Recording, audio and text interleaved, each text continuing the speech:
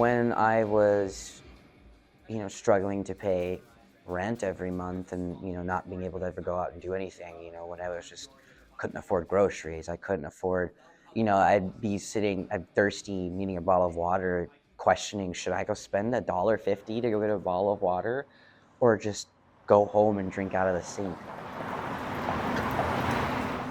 all the time, every month. I mean, right now I don't know how the fuck I'm gonna pay my bills, and I got a credit card, and I was so excited to, be financially responsible, and then just paychecks were gone before I could even do it. It wasn't even enough.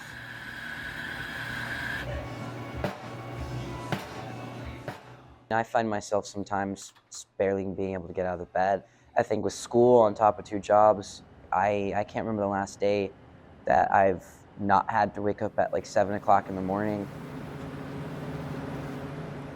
You find a lot of times that the jobs that you really want to do are the ones that are not going to sustain you well.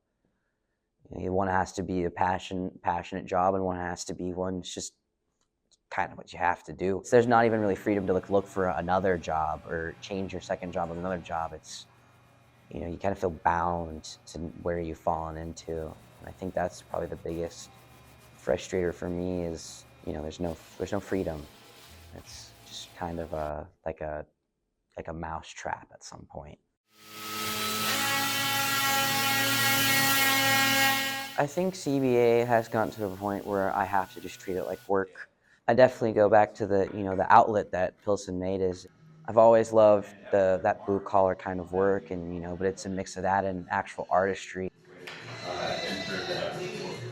You need to go out. You need to have a social life. You need to go have a night at a bar with a friend or even by yourself, or go out and eat at a place that is near and dear to you once a month or at least once a month. You need to be able to buy clothes and groceries, and I think that's livable wage, is being able to not have to sacrifice, who you actually are, instead of just becoming, just basically just a chronic worker, actually being a person.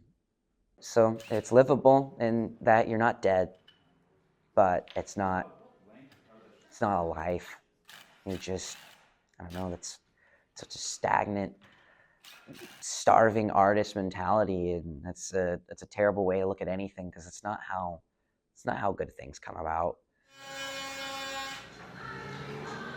I don't like giving advice very much, but and I'm just one person, and everyone's been trying to figure out these questions forever.